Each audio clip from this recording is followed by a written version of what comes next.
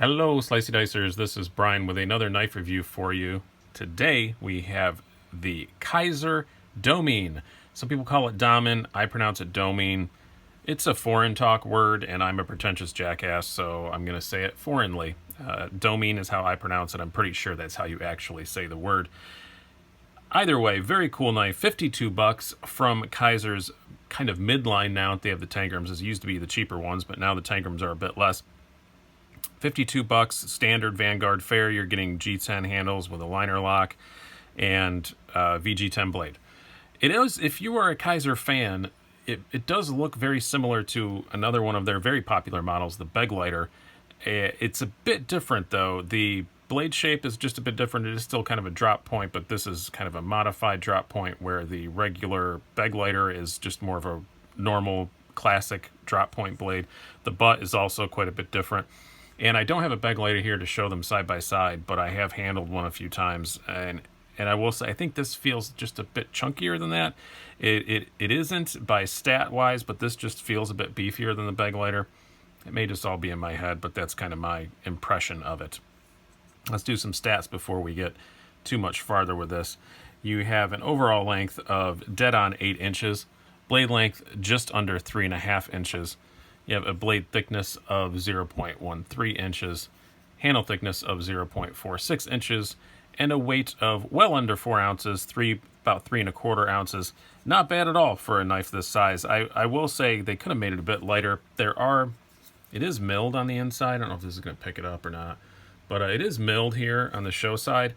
But they're pretty small holes. I think if you're going to bother to drill, 4 holes in there, make them a bit bigger. They could have dropped, another half an ounce of weight probably, but that's a minor nitpick.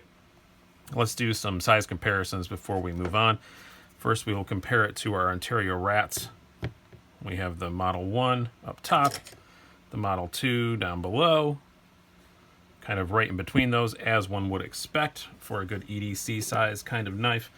Let's do a couple more of our standards here. We have your Spyderco Paramilitary 2. A little bit smaller than a PM2. You have your Benchmade 940.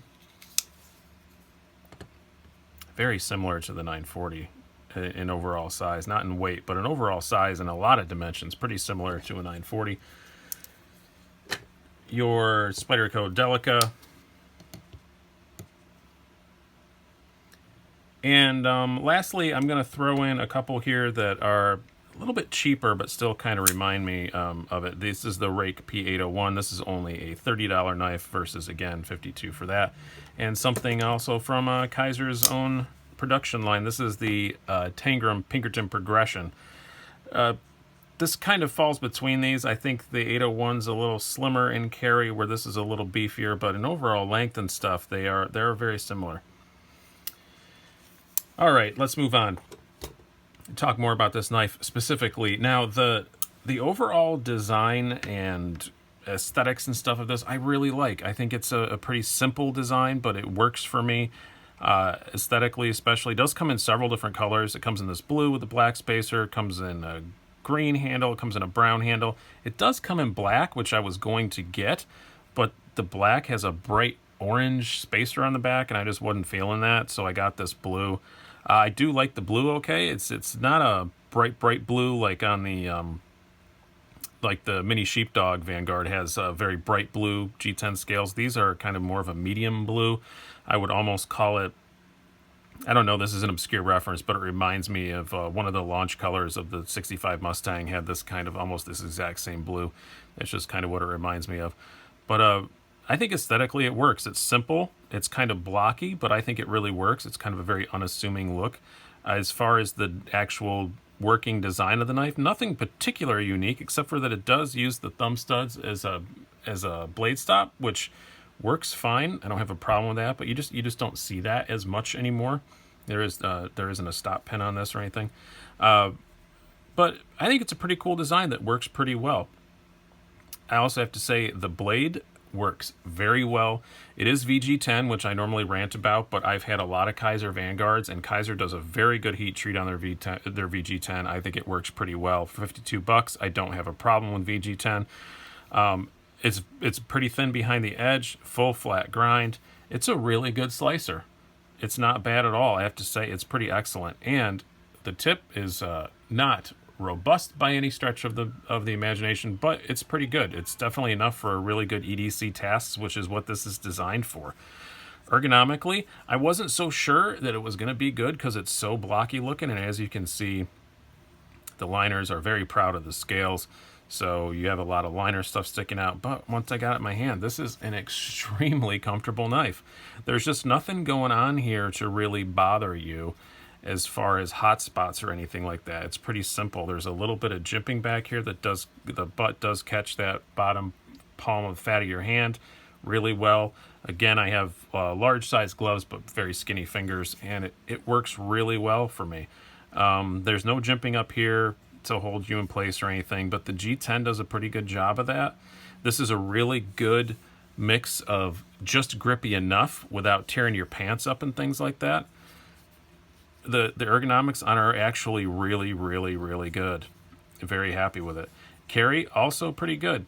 There is no deep carry clip on this, and there is no real option for one. Nobody really makes aftermarket stuff for Vanguards, but it works really, really well. There's not much sticking out. It's a really good amount of tension. Again, it's easy to get in and out of the pants. It's grippy enough that you know it's not going to go anywhere, but not so harsh that it's going to tear your pants up. Really, really nice, and there's not much sticking out, and especially if you get it in the... This is what annoys me, though, about the color thing, because if I get the black and I want it to be even more unnoticeable, then I got a bright orange backspacer on there, so it kind of defeats the purpose of it carrying so low. But this blue and black combo I like, and the brown or the green would also be a little more stealthy than the blue, probably. Deployment, this does run on phosphor bronze washers. It doesn't run on bearings like a lot of Kizers do, but it works really well. Snaps right out. Deployment really, really reminds me of the Rat. It's very similar to that. It's got that same kind of snappiness that the Rat does.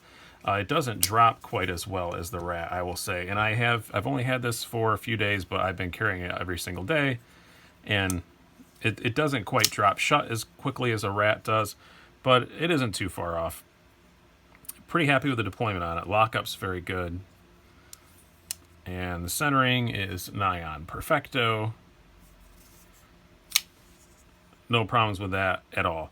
So I have to say, overall, $52. The beg lighter's been a huge hit. This is similar to the beg lighter for sure, but I don't see any reason why this won't be just as big a hit as the beg lighter is. I know the beg lighter's not going away because they're coming out with a steel, the Bladecraft series or Bladeworks series, whatever it is that Kizer calls their higher ones. Bladesmith series, there we go. I knew I'd get it. If I keep digging, I'll get there eventually. With a tie handle and S35 VN.